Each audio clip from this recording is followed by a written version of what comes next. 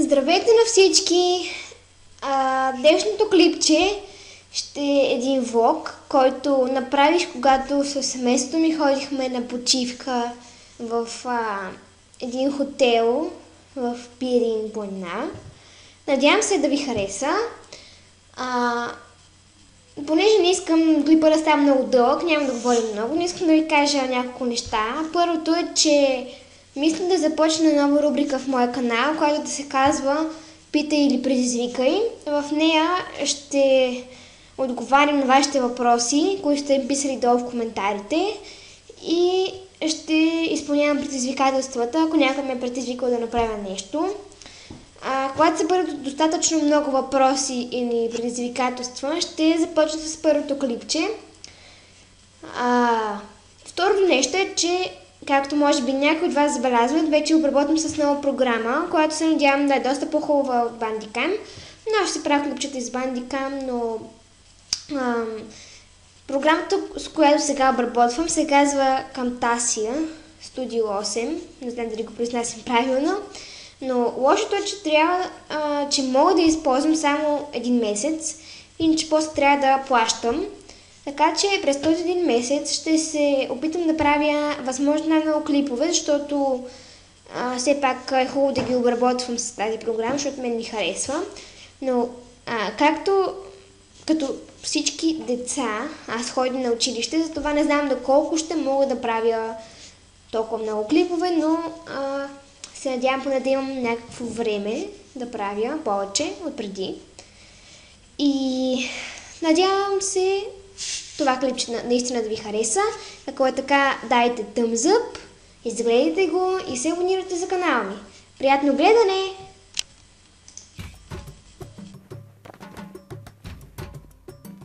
Здравейте! Мамо, кажи здрасти! Здравейте, връзвам връзка.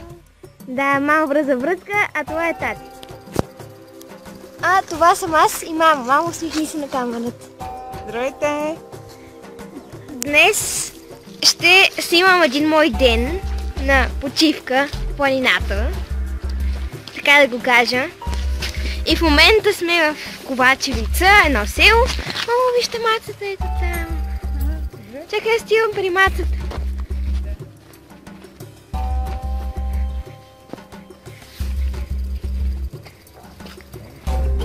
Маца. И тя ми избяга. Така, в момента вървим. Мацата колко е сладка. Тя ходи след мама, защото и много я обича. Да, защото много я обича. Това предлагаме.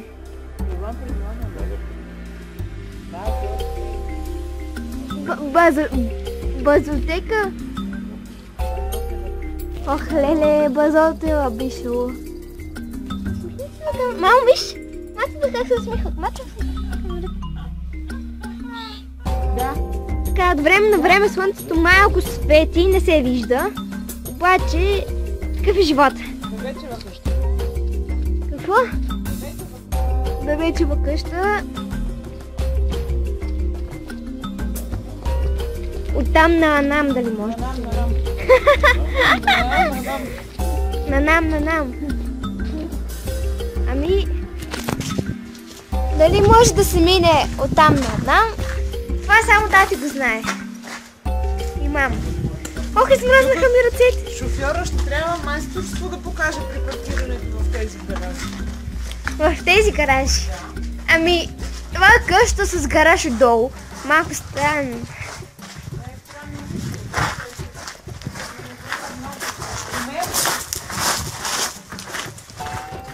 След малко ще снимам от църквата, специално за вас, дами и господа.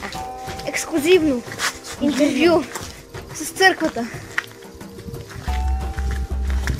Снимай чешмата. Цитирам: снимай чешмата, свободно тяща планинска вода. Думи на мама.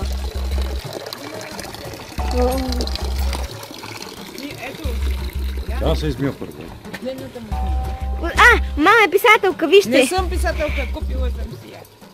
Вижте мама с книга на Георги Данелов, която очевидно се представя за нейна книга, защото я държи в момента. Как нейна?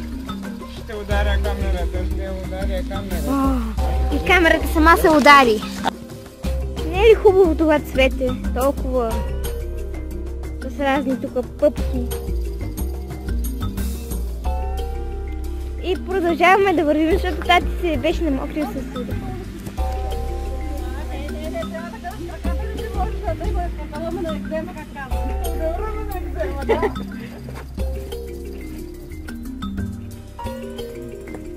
Какво, мамо, я повтори? Калдаръма на екзема. Какво значи това, обясни на публиката? Това означава паднеш на калдаръма, иначе казано на камъните, и тук като се нараниш, ти имаш екзема, калдаръмена. Да, разкоп. А ти чукаш камъни. Човек не живее само с хляб.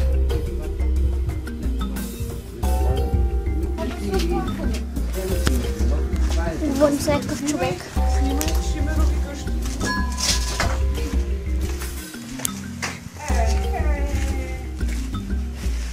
Леле. Влязахме ексклюзивно за вас в някакъв двор.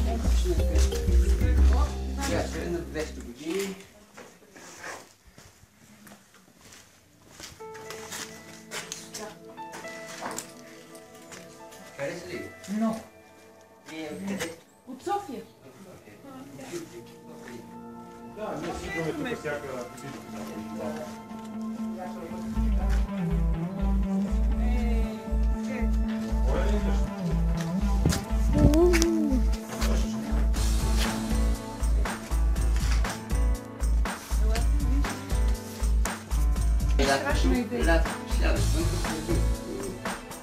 Да, само недерче.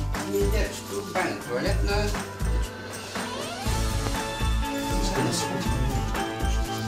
Много искаш тати. Имаш ли пари? Да, държи И понеже клипчето не искам да става много дълго, затова ще снимам после направо от църквата, защото ще снимам целият ден с мен и не искам да стане прекалено дълго, за това до скоро. Бум! Както ви казах, ще снимам от църквата и най-накрая не ми спря клипа автоматично. Нали, мамо? Защо този... снимай ме така.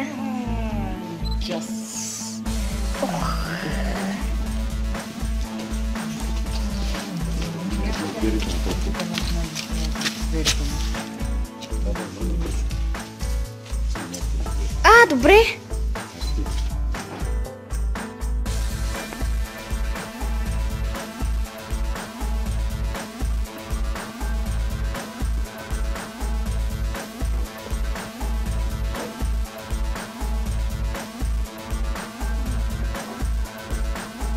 Така, мамо, я ми снимай така позираща за снимка. Дръж камерата. Нищо Тебе не ли? прави по камерата. Ох, колко страдаш. Айде сега ти снимай малко. Така, говори на хората нещо. Това е Яна, вашия оператор, вашия гид в днешния ден. Вашия гид, който нещо избяга от тази отговорност да ви показва къде се ходи, какво се гледа. И да има нужда от почивка. Няма нужда от почивка, гида. Няма. Щом е решил да прави клип, да снима, моля да си вземете устройството и да продължи да снима. Хайде, предавам в нейни ръце. Чакай, я сега на тати ще дам. Спокойно да се безпокой. Тати! Ела тук да снимаш. Дръж камерата сега. И нищо не прави. Да видим дали те била за гид. Дръж. Добре нещо. По-силно. Това е Яна. Силно. Да, това е плачещата върба. Това е плачещата върба, това е Яна. А сега ви оставям, защото отиваме да ядем шкембе, чорба и да пием ракия. Нищо не спира. Пести и карката. Добре. Това беше сега от Ковачевица. Следващите кадри се надявам да ви харесат. Здравейте! И както ви казах, ще снимам как играм тенис на маса, но предполагам, че няма да мога да снимам как точно играем, защото няма кой да ни снима.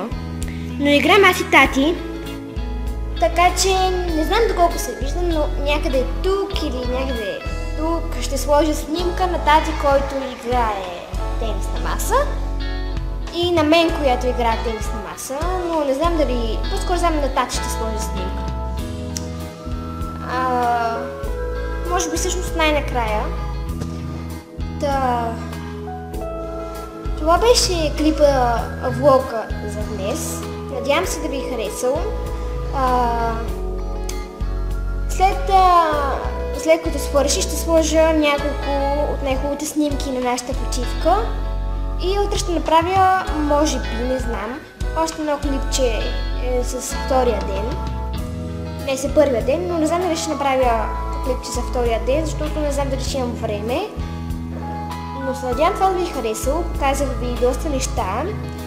Сега ще изчакаме да дойде и тати, защото той ще дойде. И в момента сме в хотела.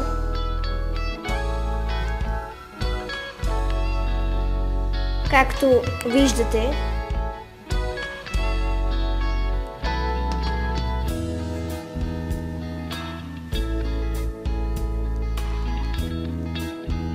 Нека да изчакаме тати. Ето го и тати, който носи мляко с какао и кафе. За спортисти. Да, за спортистите, които играха тенис на маса малко. Това беше и чао!